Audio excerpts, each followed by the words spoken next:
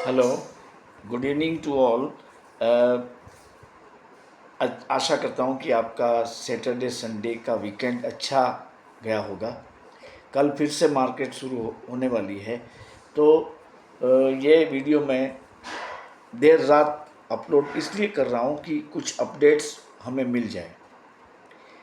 तो देखिए, कल मार्केट में हल्का सा गैप अप मिल सकता है, यानी मंडे को मार्केट हल्का सा गैप अप खुलेगा।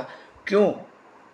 कि डाउ जोन्स और नास्डेक दोनों के फ्यूचर्स अप चल रहे हैं और हमारा गिफ्ट निफ्टी भी हल्का सा अप है। तो कल हल्के से गैप अप के कारण आपको ये बताते हुए मुझे खुशी होती है कि कल मार्केट में खास तौर पे बैंक निफ्टी बहुत अच्छा करेगा। उसमें आपको ध्यान रखना है, उसमें आप प्रॉफिट बना सकते हो। तो बैंक निफ्टी के बारे में हम पहले बात कर लेते हैं कि वो लास्ट फ्राइडे को 51,938 पे बंद हुआ है, अप था वो। और ये देखिए कि निफ्टी की कंपैरिजन में बैंक निफ्टी जो है वो अभी अपने ऑल टाइम हाई से दूर है, करीबन 1500 पॉइंट। इसका मतलब ये है कि पॉसिबिलिटी ये है कि at the end of this expiry अभी बैंक निफ्टी भी अपना ऑल टाइम हाई क्रॉस कर सकता है। ये पॉसिबिलिटी है, काफ़ी चांसेस है इसके। कल मैंने आपको बताया था कि यूएस फेड की मीटिंग जो कि 17 और 18 तारीख को होने वाली है और उसका आउटकम 18 की मध्य रात्रि के बाद हम जान पाएंगे और 19 को उनकी असर हमारी बाजार पे होने वाली है। हम ये भी जानते हैं कि इंटरेस्ट रेट कट की जो बातें हैं उसमें 87% जो रेट कट का फिगर है वो 25 बेसिस पॉइंट का है और 13% ऐसे चांसेस है कि वो 50 बेसिस पॉइंट से कट होगा। अगर ये होता है तो देखिए, यूरोपियन यूनियंस में तो आज इंटरेस्ट रेट कम हो गया है, अभी यूएस फेड भी कम करने वाला है। तो बारी है सिर्फ, फिर क्या होगा? उम्मीदें ये रहेगी कि हमारा भी इंटरेस्ट रेट कट होगा। ये उम्मीद के कारण बैंक निफ्टी जब तक आरबीआई का क्रेडिट पॉलिसी का जो मीटिंग है नेक्स्ट, उसमें ये अनाउंसमेंट होगा, ऐसी उम्मीद में इंटरेस्ट रेट कट होंगे भारत में भी, बैंक निफ्टी ज़्यादा चलेगा। तो कल आप क्या करें कि बैंक निफ्टी का 51,800 का या 52,000 का कॉल देख सकते हैं। मैं फिर से दोहराता हूँ, 51,800 या 52,000 का कॉल आप ले सकते हैं। लेकिन अगर कल ज़्यादा गैप अप खुल जाए मार्केट, तो फिर आपको वेट एंड वॉच की थियरी इम्प्लीमेंट करनी है, आपको देखना है, प्रॉफिट टेकिंग आने दे, प्राइजिंग थोड़ा कूल डाउन होने दे, फिर एंटर हो। और जैसे जैसे आपको प्रॉफिट मिलता रहे आप उसमें से एग्जिट होते रहें और फिर से एंटर कर सकते हैं। देखिए, मैं एक चीज़ बताऊं कि हमारा मानना ऐसा है कि बैंक निफ्टी 52,500 तक चला जाएगा। तो तो इसका मतलब ये नहीं है कि आप 52,500 तक वेट करते रहें। अगर इंडाइसिस में आपको प्रॉफिट करना है तो ये बात ध्यान से सुने कि आपको उस मंजिल तक पहुंचने से पहले पहले ही बीच रास्ते में प्रॉफिट बुकिंग कर लेना है और फिर एंटर होना है। जैसे कि आप मानते हो कि 52,500 तक जा सकता है बैंक निफ्टी और आप कल 51,800 का कॉल लेते हैं, तो आपको बैठे रहने की ज़रूरत नहीं है कि ये जब 52,500 होगा तब मैं सेल करूँगा। ऐसा नहीं करना है। जब आपको मुनाफा अच्छा मिले, ऐसा लगे कि नहीं दिस इज़ अ गुड, ये इतना प्रॉफिट अच्छा है, तो इनको आप बुक कर लीजिए और फिर थोड़ी देर तक मार्केट देखें। प्रॉफिट टेकिंग जरूर आएगी। आपने जिस भाव पे ये कॉल को बेचा होगा उससे कम दाम में आप वही कॉल में फिर से एंटर हो सकते हैं। ये आपको करना है। और निफ्टी क्योंकि बहुत बढ़ चुका है अब, तो उसमें ज़्यादा तेजी की गुंजाइश नहीं है, मतलब फास्ट तेजी तो उसमें भी आएगी, लेकिन अभी इतनी फास्ट तेजी नहीं आएगी in comparison with the bank Nifty. तो आपको, क्योंकि बैंक निफ्टी चलेगा तो निफ्टी भी चलने वाला ही है, वो स्लो चलेगा। तो निफ्टी में आपको 25,200 का कॉल ऑप्शन लेना है और उसको देखना है कैसा चलता है। और in the both cases, bank Nifty और निफ्टी में आपको ये जरूर से देखना है कि अगर आपके ट्रेड गलत होने लगे तो आप थोड़ा सा लॉस बुक करके भी इसमें से निकल जाएं और फिर एंटर हो। देखिए, ये इंडाइसिस की चाल ऐसी ही रहती है। या तो आप वेट करो खरीदने में, और अगर आपने खरीद लिया और फिर वो गिरने लगता है तो आप एक बार तो प्रॉफिट लॉस बुक कर ही लो। फास्टेस्ट फिंगर फर्स्ट वाला जो फंडा है, इसको इम्प्लीमेंट करते रहो। तो ये कॉल मैंने दिए हैं आपको, kindly take note of that. 51,800 Nifty और 20 निफ्टी बैंक और 25,200 निफ्टी का। अच्छा, एक इंटरेस्टिंग बात यह है कि कल बजाज हाउसिंग फाइनेंस लिमिटेड का लिस्टिंग होने वाला है। तो मैं आपको आउटराइट ये कहता हूं कि कल आप ये शेयर को खरीद लें। देखिए, पहली 15 मिनट इसमें सेलिंग आ सकता है, इसलिए आप वेट करें फॉर फर्स्ट 15 मिनट्स, लेकिन इसके बाद जो भी प्राइस पे आपको मिले आप इसको ले लें। तो ये दूसरा पॉइंट मैंने आपको बताया कि बजाज फाइनेंस को लेना है। और देखिए, बजाज फाइनेंस में क्या हो कि जिसके पास बजाज फिनसर्व और बजाज फाइनेंस के जो शेयर थे उनको प्रायोरिटी में इसका अलॉटमेंट हुआ है। तो अब एक दो पब्लिक इश्यू ऐसे आने वाले हैं कुछ चंद महीनों में कि इसमें भी इस तरह का बेनिफिट अगर आपको लेना है तो आप अभी से इसके कम से कम 1 या 2 शेयर अवश्य खरीद लें, तो आपको शेयर होल्डर्स कोटा का बेनिफिट मिल जाएगा। देखिए, ये जो शेयर है उसमें एक है ONGC, जिसका एक IPO आएगा ONGC ग्रीन एजेंसी के IPO से, और दूसरा है कैनरा बैंक, जो कि Canara bank asset management company, मतलब जैसे HDFC AMC है, एक्सिस बैंक की AMC है, इस तरह की जो AMC है एसेट मैनेजमेंट कंपनी, इसी तरह का कैनरा बैंक का भी पब्लिक इश्यू आने वाला है, तो इसको भी आप ले सकते हैं। और तीसरा जो है टाटा मोटर का शेयर, देखिए इसमें टाटा पैसेंजर्स इलेक्ट्रिक मोटर नामक एक कंपनी का आईपीओ आने वाला है। तो ये 3 शेयर के जो मैंने नाम बताए, वो तीनों शेयरों में आप एक एक दो दो तीन तीन डिपेंडिंग ऑन योर कैपेसिटी आप अभी से ले लें, ताकि आपको शेयर होल्डर्स कोटा वाला बेनिफिट मिल पाए।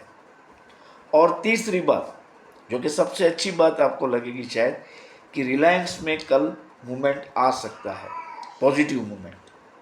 क्यों?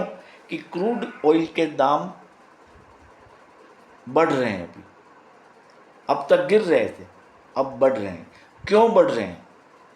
तो देखिए, यूनाइटेड स्टेट्स ऑफ अमेरिका में एक हरिकेन आया है, हरिकेन।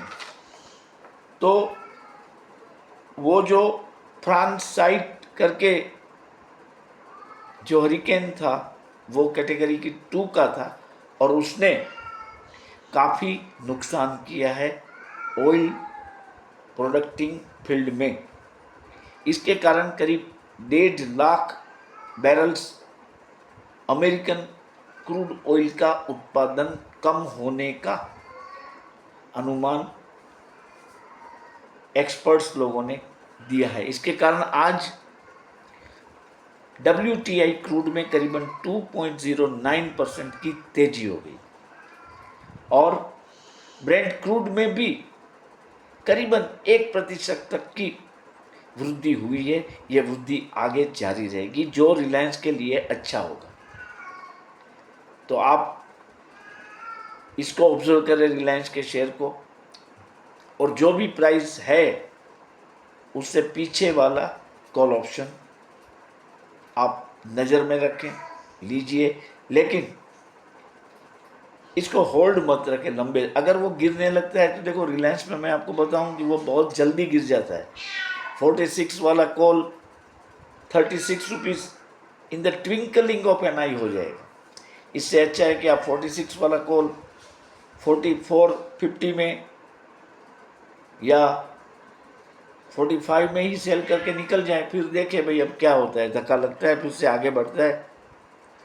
इसमें यही एक ही ऑप्शन है हमारे पास कि हम इसमें कुछ कर सकते हैं, क्योंकि उसका चलना या नहीं चलना वो नो वन कैन प्रेडिक्ट। ये रिलायंस के शेयर की मैंने जो फितरत है वो आपको बताई है, कई बार मैं बोल चुका हूँ कि इसमें किसी पता नहीं चलता है। ये एक ही सिस्टम है जिसमें थोड़े से पैसे लगते हैं लॉस के माध्यम से, लेकिन ये अच्छा रहेगा ऐसे जंक्चर में, जबकि बोनस इश्यू किया है और हम सब जानते हैं कि वो बढ़ने वाला है, फिर भी नहीं बढ़ रहा है। तो उसके जो भी रीजंस है हमें नहीं मालूम, लेकिन बोनस की रिकॉर्ड डेट भी आने वाली है। तो ये एक्सपेरिमेंट हम कर सकते हैं कि आप एप्रोप्रिएट स्ट्राइक प्राइस वाला कॉल ले लें, फिर उसका मूवमेंट देखें। अगर वो गलत नीचे जा रहा है तो आप इमीडिएटली स्क्वायर, इसमें आप वेट मत करें कि ये बढ़ेगा बढ़ेगा बढ़ेगा करके। और अगर शॉर्ट आपको खेलना है, इस तरह की गेम नहीं करनी है, तो यही इलाज है कि आप रिलायंस का अक्टूबर सीरीज का कॉल एप्रोप्रिएट स्ट्राइक प्राइस का ले लीजिए। वो थोड़ा महंगा होगा, लेकिन इसमें आप होल्ड कर सकते हैं। लेकिन इसको लेने में जल्दबाजी नहीं करनी है, क्योंकि 10-12 दिन तो इस एक्सपायरी की भी बाकी है। तो आप देखते रहिए क्या होता है इसमें, फिर आप अक्टूबर का ले सकते हैं। ये मेरा एक सजेशन है आपको। ब्लाइंडली अगर आप मान लो कल वो चलने लगे और इसी एक्सपायरी में प्रॉफिट दे जाए तो अच्छी बात है, लेकिन जब ये एक्सपायरी ख़त्म होने में 1-2 दिन बाकी और उनका भाव जो भी हो उसको देखते हुए एप्रोप्रिएट कॉल ऑप्शन आप अक्टूबर का भी ले सकते हैं, मुनाफा होगा। और दूसरा जो एक शेयर है जिसका भी ऑप्शन आपको देखना है वो है टेक महिंद्रा का, वो भी आप देख लीजिए। टेक महिंद्रा में बढ़त आ सकती है। काफ़ी पॉसिबिलिटी है कि इस सप्ताह पूरा बाजार तेजी में ही चलेगा और इसके बाद के सप्ताह में भी at least up to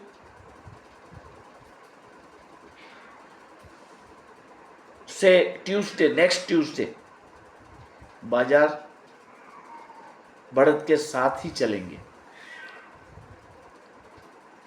rate cut की बात नज़दीक है, रेट कट आने वाला है। हमारा रेट कब आए ऐसी भी उम्मीदें जगेगी इससे।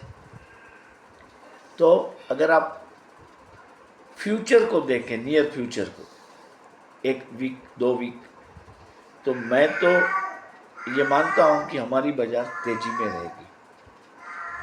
आप इसके अलावा जो सेमीकंडक्टर का फील्ड है उस सेक्टर पे आप ध्यान केंद्रित करिए, क्योंकि हम मतलब भारत सेमीकंडक्टर की दुनिया में एक हब बने ऐसे प्रयास अभी जारी हैं।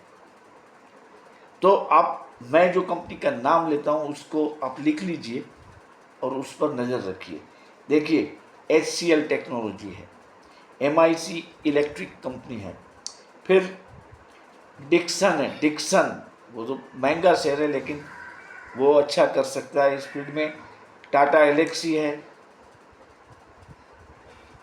ये जो मैं शेयर बोल रहा हूँ उसको आप कृपया नज़र में रखें। इसमें अवश्य तेजी आएगी, बड़ी तेजी आएगी, क्योंकि पूरी दुनिया US चाइना के बीच के कुछ खट्टे रिलेशन के कारण सेमीकंडक्टर इशू का सामना कर रही है।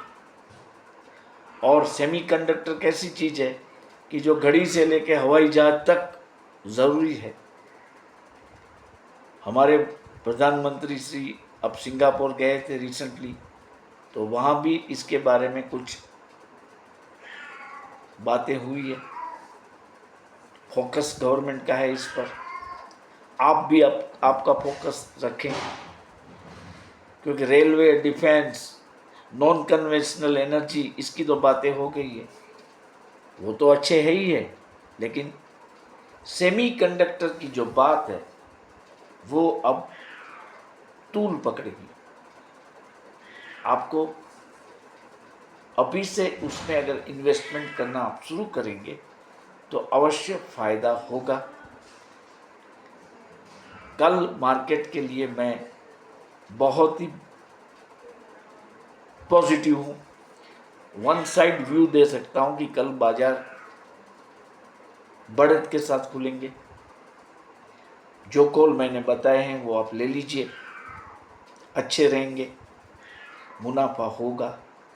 और एक बात कि मैं आपको रिक्वेस्ट करता हूँ कि अगर आपको मुनाफा हो जाए, ईश्वर करे आपको हो जाए मुनाफा, तो आप for the appreciation of my work, ये छोटा सा काम है, इतना बड़ा काम मैं नहीं कर रहा हूँ, फिर भी छोटा सा काम है, इसलिए मैं छोटी सी बात ही आपको बताता हूँ कि अगर आपको प्रॉफिट हो तो आप मुझे 10 रुपीज़ से लेके आपको जो सही लगे उतने अमाउंट की धनराशि आप मुझे मेरे कार्य के एप्रिसिएशन के तौर पे अवश्य भेजें।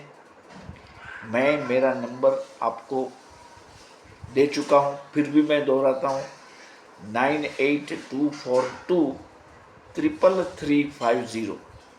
ये नंबर पे आप 10 रुपया या इससे अधिक की धनराशि मुझे गिफ्ट कर सकते हैं। इससे मेरा हौसला और बढ़ेगा और मैं और अच्छे वीडियो बेहतर सेटअप के साथ आपको पेश कर सकूँगा। हालांकि ये कोई कंपल्सन नहीं है, ये सिर्फ एक गुड जेस्चर है ऑन योर पार्ट, क्योंकि मैं तो वीडियो बना के मेरा जेस्चर निभा रहा हूँ, और आपको अगर ऐसा लगता है कि नहीं थोड़ा सा यूज़फुल, थोड़ी सी बातें यूज़फुल हो रही है, तो आप काइंडली मुझे जो मैं बता रहा हूँ वो एक सपोर्ट करके मुझे और अच्छे वीडियो बनाने में सहायक करें। ओके, शुभ रात्रि।